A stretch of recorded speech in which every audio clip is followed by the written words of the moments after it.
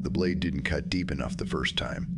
The bio-sheath on his forearm was tough, hardened by months of exposure to corrosive fog, and his hands were shaking too badly to hold the knife steady. Not from fear. Fear was a luxury for people who had eaten in the last 48 hours. Kale was shaking because his blood sugar had bottomed out, leaving him with a hollow, scraping sensation in his gut that felt like swallowing broken glass. He grit his teeth, the enamel grinding audibly in the suffocating silence of the cockpit, and pressed the jagged edge of the alloy scrap harder against his skin. This time, the skin parted. Blood welled up, dark and thick, looking almost black in the low light of the violet bioluminescence. It didn't drip immediately. It pooled, hesitant, as if his own body wanted to hoard every last drop of moisture in this desiccated graveyard of a world.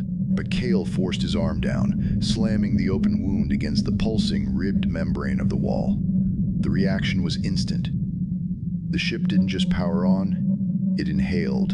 A wet, rattling gasp that vibrated through the floor plates and traveled up through the soles of his boots, seizing the muscles in his legs. The walls convulsed. The air pressure dropped, popping his ears with a sharp, stinging pain. He should have run. Any sane scavenger would have been halfway back to the maglev tracks by now, scrambling away from the sleeping giant they had just poked. But before the blood and the vibration and the terrifying realization that the ship was tasting him, there was the silence of the mud.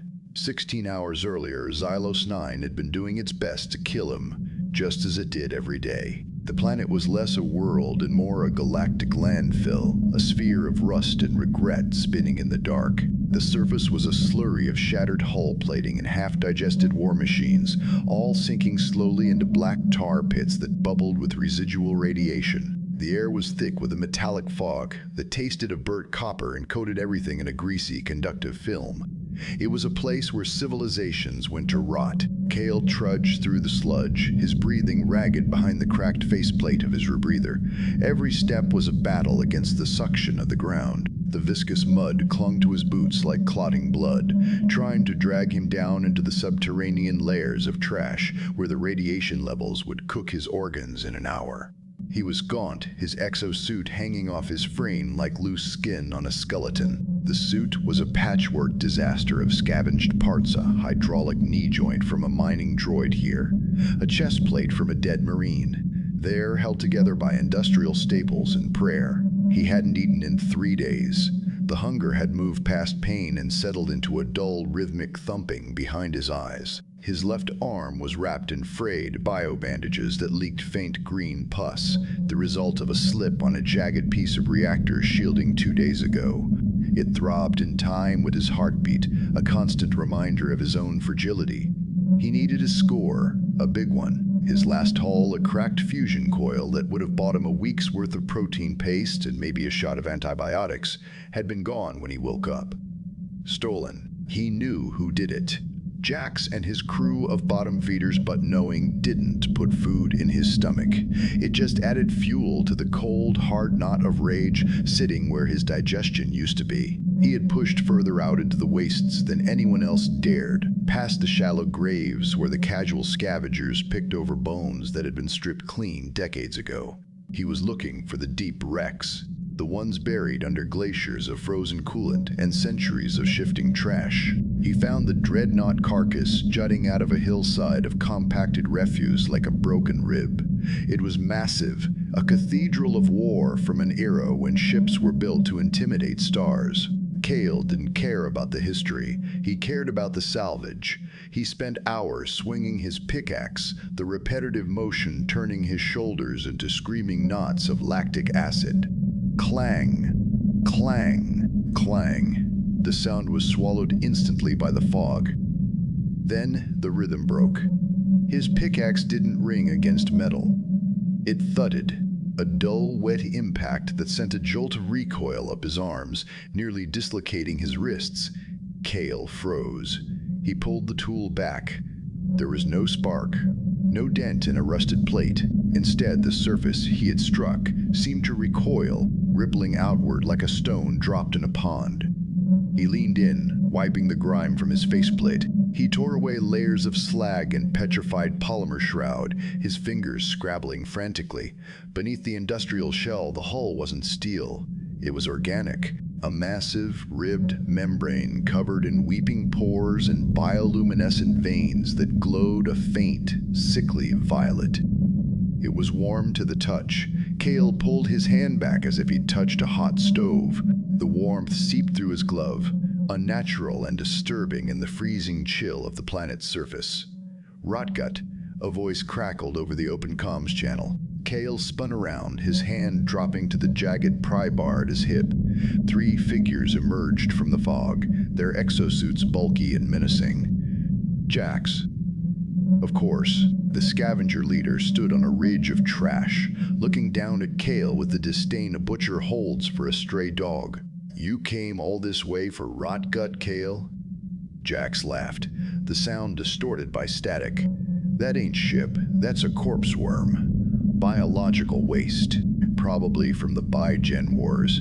It's warm," Cale rasped, his voice rough from disuse. "Yeah? So is a fresh pile of dung," one of Jax's lackeys sneered. "Cut it open, you'll find nothing but acid and gas. That thing ain't worth the credits to haul it." "Leave it," Jax commanded, turning his back. "Let the acid worms have it." "And him. He looks like he's about ready to drop anyway." They laughed again, a harsh metallic sound that grated against Cale's nerves. They turned and trudged back into the fog, leaving him alone with the pulsating wall. Cale watched them go. He should have followed. He should have begged for a scrap or tried to ambush them for his coil back. But he couldn't move. He stared at the violet veins pulsing beneath the translucent skin of the ship. He thought of his sister. The memory hit him like a physical blow to the chest, winding him. He saw her kneeling in the dust, the purification squad officer towering over her. Unworthy flesh must be cleansed. The officer's voice had been so calm, so sure. They had burned her because she had a genetic defect, a slight deviation in her ocular nerve. Imperfection was a crime. Cale looked at his own hands. Dirty, scarred, broken. He was imperfection personified. He was the refuse the galaxy threw away. And so was this ship. He didn't believe in destiny. He believed in the cold math of survival, and the math said he was dead. He had 0 credits, 0 food, and a festering arm. He looked at the ship again. It wasn't dead. It was waiting. A strange compulsion took hold of him. It wasn't a voice in his head, but a pressure in his skull, a magnetic pull that made his teeth ache. The ship was hungry. He could feel it radiating a starvation that matched his own. With trembling hands, he reached for the alloy scrap on his belt. He ignored the retreating signals of Jax's crew. He ignored the warning alarms in his suit, telling him his oxygen was low. He sliced open his forearm. The memory of the cut brought him back to the present, to the dark cockpit that smelled of ozone and old blood. The blood on his arm was flowing freely now, hot and crimson. He pressed it against the pulsing node. If you're hungry, Cale thought, his vision blurring at the edges as the adrenaline dumped into his system. I've got nothing left but rage. The membrane didn't just drink the blood, it fused with the wound. Small, thread-like tendrils erupted from the hull, lashing out and burrowing into the open meat of his arm. Cale screamed, a raw, guttural sound that tore his throat, but he didn't pull away. He couldn't. A low, wet groan echoed from deep within the wreck like a whale dreaming in its grave. The floor beneath him shifted, tilting as the Leviathan began to stir from a slumber that had lasted centuries. The ground outside began to tremble, shaking the mountains of trash loose. Cale fell to his knees, his arms still fused to the wall, his blood acting as the ignition key for an engine made of meat and malice. The hull didn't stop at his arm. It pulled. The membrane rippled, turning from a solid wall into a semi-permeable sphincter that swallowed his hand, then his elbow, then his shoulder. Cale scrambled for purchase, his boots slipping on the slick, vibrating floor plates, but the ship was stronger. With a wet, sucking sound that popped the cartilage in his shoulder, he was yanked forward, tumbling through the membrane and into the gullet of the beast. He hit the floor hard. It yielded like wet peat. Kale gasped, ripping his rebreather off as he scrambled backward. The air inside wasn't metallic fog. It was hot, humid, and smelled violently of ozone and copper, the scent of a slaughterhouse sterilized by lightning. He looked up, his chest heaving, his vision swimming with gray spots. This wasn't a cockpit. There were no flight sticks, no holographic displays, no padded chairs. It was a cavity. The walls pulsed like intestinal lining, coated in a thick, translucent mucus that dripped slowly onto the deck. Bioluminescent tendrils dangled from the ceiling like exposed nerves, twitching toward him, tasting his body heat. The only light came from the rhythmic violet contraction of the walls, simulating a heartbeat so loud it rattled Kale's teeth.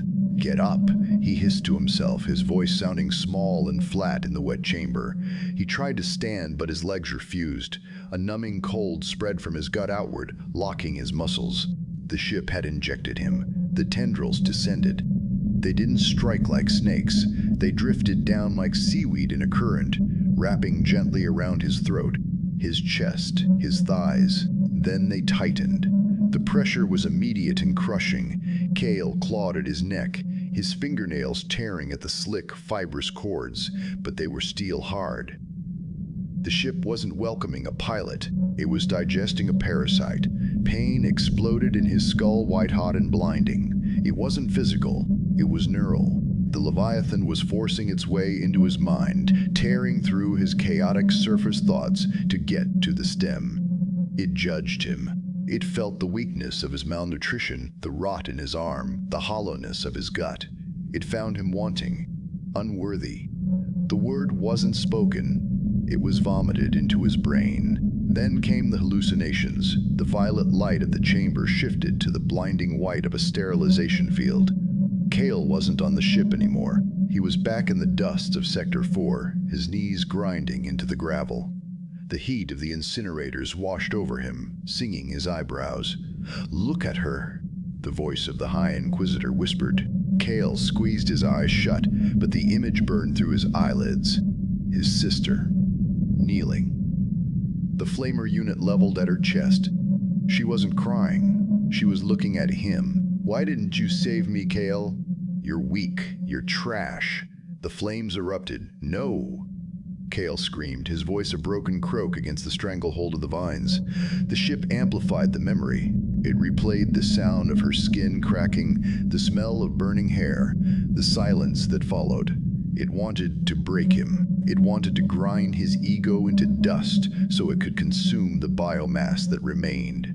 The vines tightened further. His vision went black. His lungs burned, starving for oxygen. He was going to die here. Just another piece of calcified waste in the planet's gut.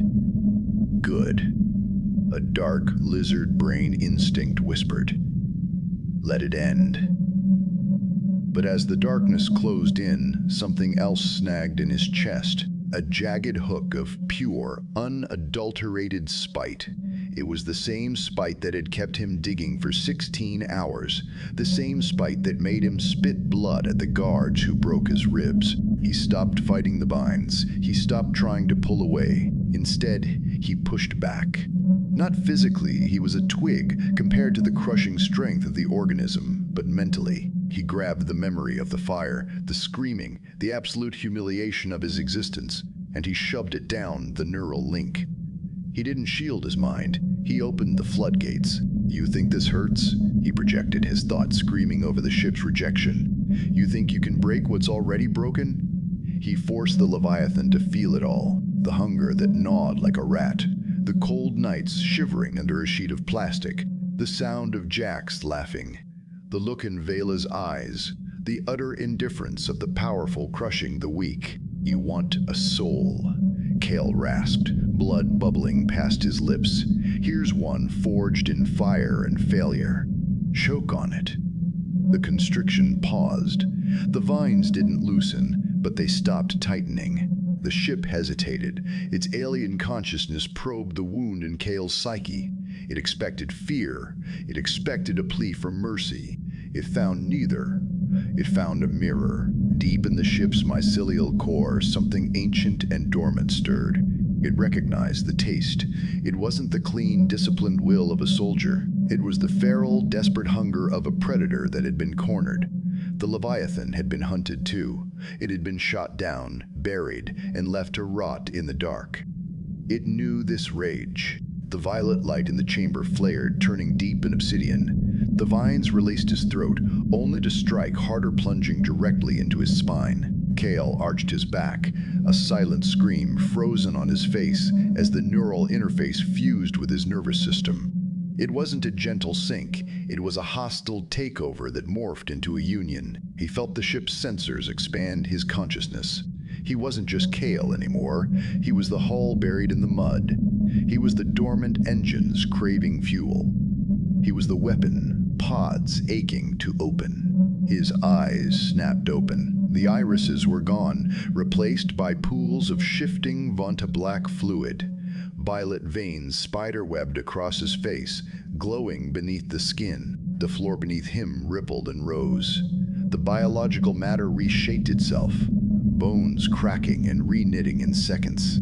A structure formed behind him, not a chair but a cage of fused vertebrae and hardened cartilage. It wrapped around his torso, locking him in. Kale gripped the nodes that sprouted from the armrests. They were warm. They throbbed in time with his own heart. Hunger, the ship whispered. This time, it wasn't a rejection. It was a request. Yeah, Kale answered, his voice layering with a resonant metallic growl that wasn't his own. We eat. Outside, the mountain of trash exploded. The scavenger crews nearby, Jax and his men, still laughing about the corpse worm, stopped dead. The ground beneath them liquefied. The Leviathan rose. It didn't lift off like a standard frigate. It erupted. A shockwave of dirt and rusted metal blasted outward, knocking the scavengers flat.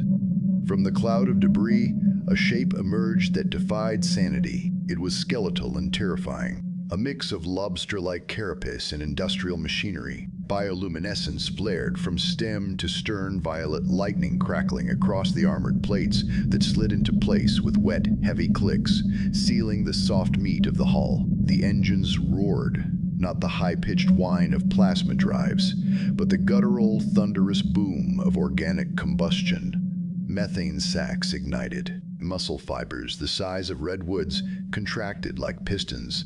The ship screamed, a sound of twisting metal and waking fury that shattered the glass in Jax's helmet. On the newly formed bridge, Kale sat on his throne of bone. He didn't look at the displays. He didn't need to. He could feel the 3 purification cruisers breaking atmosphere in the upper quadrant. He could feel their targeting scanners locking onto his heat signature. He smiled, and the ship's external sensory arrays flared in unison. Rehunt. The clouds above the trash heaps didn't part. They were sliced open. 3 white streaks pierced the atmospheric smog, descending with the terrifying grace of surgical needles. The purification cruisers were beautiful in a way that made Kale's teeth ache flawless, sterile porcelain hulls that gleamed with antifungal coatings. They didn't hum.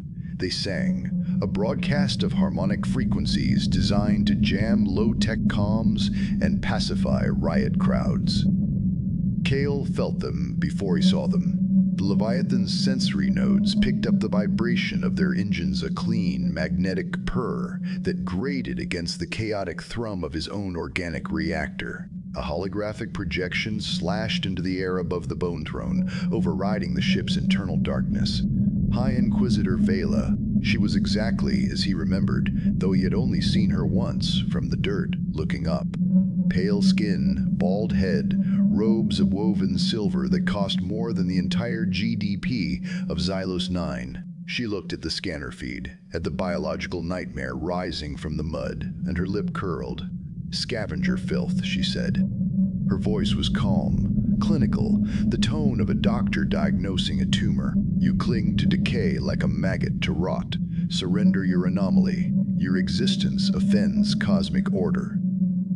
Behind her, orbital data scrolled. They weren't just here for him. They had marked Xylos 9 for sterilization. Total incineration. 6 hours until the crust was glass. Kale didn't answer immediately. He stared at the woman who had ordered the fire that turned his sister to ash. He waited for the rage to blind him, for the adrenaline to shake his hands, but there was no shaking. His hands were fused to the neural yoke, the flesh merging with the biosteel. There was only a cold, hydraulic pressure in his chest. "You call this decay?" Kale whispered. The ship amplified it, turning his rasp into a subsonic boom that rattled the hull plates of Vela's cruiser. Good, because decay feeds what comes next. He cut the feed.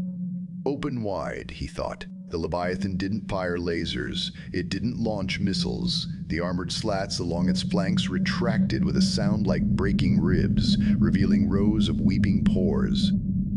The ship spat. A swarm of bioharpoons, calcified spines the size of telephone poles, launched from the lateral maws. They didn't travel in a straight line. They writhed through the air, correcting their trajectory with twitching fins. The lead cruiser's shields flared blue, expecting energy fire. The harpoons ignored the energy displacement, punching through the barrier with kinetic mass and burying themselves deep into the white hull. Germinate. Kale sent the command through the link. The harpoons exploded, not with fire, but with life.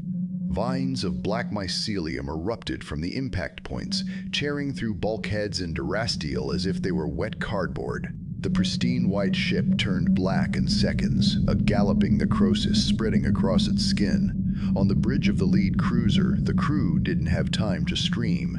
The fungal roots sought heat.